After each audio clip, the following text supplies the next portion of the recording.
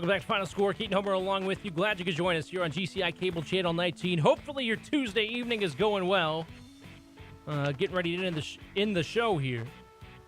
Talk about Major League Baseball. Second half of the Major League Baseball season already underway. Here's just a few things to my opinion on what's going to happen here in the second half of the Major League Baseball season. What a first half for the AL West division. You had the Oakland A's out there who have the best record in Major League Baseball, and then followed right behind them the Los Angeles Angels of Anaheim.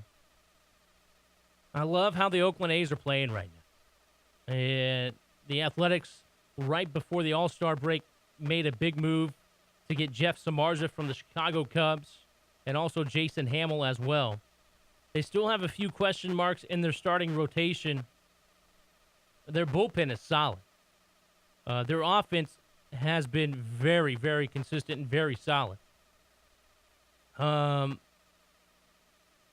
don't know if they can hang on down the stretch, though. I can honestly see the Los Angeles Angels chipping away at the AL West leaders, the Oakland Athletics, in making a push for that division pennant. Do I think they do it? I don't. I think the Athletics actually end up taking home the AL West crown this year. I think they're able to hang on by the skin of their teeth and get into the playoffs, having won the AL West. It'll be close. I think the Angels will take home one of the two wild card spots in the AL. But I think the Oakland Athletics have just enough to get into the playoffs. But I don't see the Oakland Athletics, unless something happens before the trade deadline and they're able to get another solid starter. Here's what would absolutely blow my mind. The Tampa Bay Rays right now, we'll get to them here in just a moment as well, have David Price out on the trading block pretty much. Haven't officially said that they're going to trade him away, but if the right offer came along, I think they would. And I think the Oakland Athletics have enough prospects that are already on their major league roster and also in the minors to throw at the Tampa Rays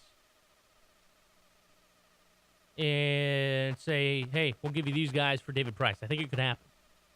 I'm not going to say it will. I highly doubt it does, but it would not surprise me. But I think of the AL West that the Oakland Athletics able to hang on, win that division by 2 games, maybe 2.5 games. Here's where I was talking about the Tampa Bay Rays and David Price. If there is a team that is going to get him, it will be the Los Angeles Dodgers. The Dodgers in years past have made moves not only to get themselves into the playoffs, but have made moves to get them into the World Series. You take a look at the moves with Dan Herron struggles and Josh Beckett struggles to upgrade the pitching staff. I mean, could you think about David Price alongside Clayton Kershaw, Zach Greinke, along with those guys? The Dodgers would have an unbelievable pitching staff. And then you throw together the offensive production, which has been a little bit of a roller coaster here and there for the Dodgers. But you know they can always put up some runs with Yasiel Puig, Matt Kemp, Andre Ethier. Here's the thing about the Dodgers, though, I don't know.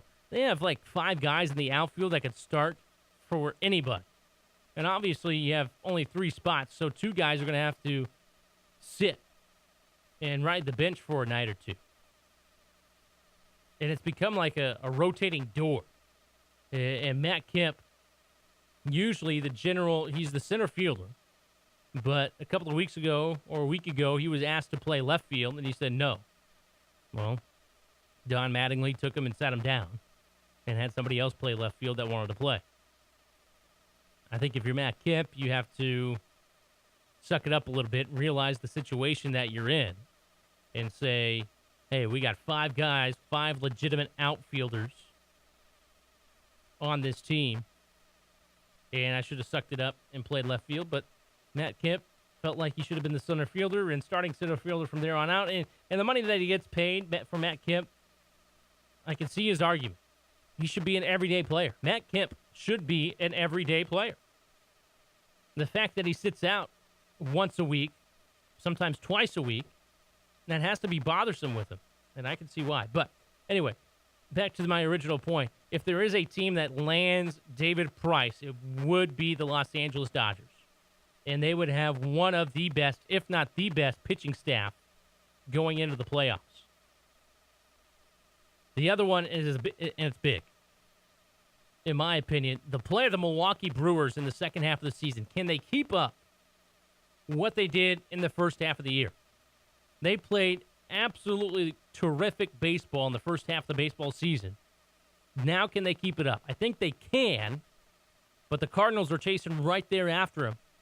And the Milwaukee Brewers haven't had the veteran leadership nor the exposure to being in first place in the middle of September. Late August going into September. You know, things change a little bit there. The mindset changes a little bit. So it'll be interesting to see if they can keep that rolling from what they had in the first half of the year. Also, one more thing before we roll off, the Kansas City Royals. Why not throw it out there? I talked about them earlier on this year, about finally getting off the schneid. They have not gone to a playoff game since 1985, but I think they get a wild card spot. They've been playing good baseball lately. Have a strong pitching staff and a great defensive team. Don't necessarily have the bats right now, but they got a good pitching staff and a good defensive team behind their pitching staff, and I think the Kansas City Royals will get into the wild card spot and get into the playoffs for the first time since 1985. Before we go, check this out. Marshawn Lynch and his Lamborghini. Apparently, wherever he drives this Lamborghini, he has some velvet ropes that accompany it.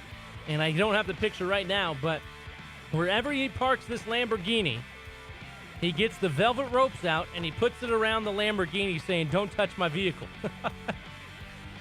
Hey, man, if you're not going to have... I understand not wanting people to have touch your vehicle, but if you put up velvet ropes, why are you even driving the thing? Just leave it in the garage. Come on, Marshawn Lynch, flaunting your money like that. But I guess if you want to, put the velvet ropes up around your vehicle anyway. Anyway, I thought that was kind of funny. Be sure you tune in tomorrow, 5 o'clock, right here on GCI Cable Channel 19, Broadcast Channel 35. Thanks a lot to Steven Steigelman on the other side of the wall, putting the show together. And does a great job, as usual, for us here at Final Score. We'll be back tomorrow here on GCI Cable Channel 19. Good night, everybody.